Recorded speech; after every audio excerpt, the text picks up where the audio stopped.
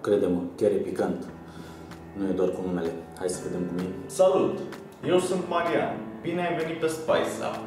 Dacă îți plac rețetele delicioase și ușor de preparat, ești în locul potrivit. Atunci când te uiți la serialul tău preferat, sau la un film, sau poate chiar la un meci de fotbal, simți nevoia să ronții ceva, să fim serioși. Nu ești străin de floricele, de nachos sau de chipsuri. Dacă n-ai văzut rețeta mea de chipsuri de cartofi făcute acasă, o să-ți las link în descriere. Gustarea mea preferată când mă uit la un serial este năuntru picant prăjit. Și astăzi îți voi arăta cum să-l faci. Rețeta de astăzi este atât de simplă încât îți trebuie 4 ingrediente. Năut, am folosit o conservă, am scurs lichidul și am uscat cu șervețele năutul, o linguriță de poieripe, o linguriță de sare și piper. Aruncăm condimentele peste năut și amestecăm bine.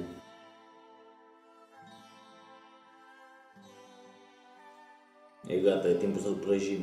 Într-o tigaie am pus un strat subțire de ulei și voi adăuga năutul și îl voi lăsa pentru câteva minute până se prăjește, până capătă un pic de culoare și până devine un pic crocant.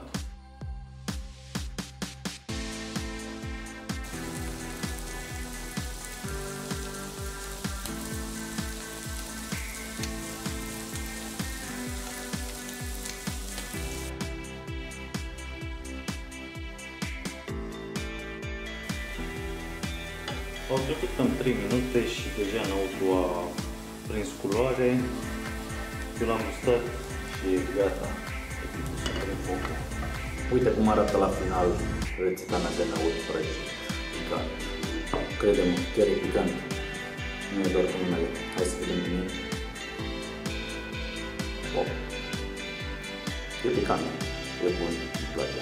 Trebuie să mă duc să văd un serial acum.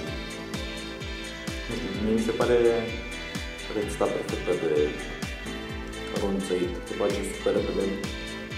E mai sănătoasă decât popcornul, decât chipsurile, decât nachos. Îți recomand să încerci.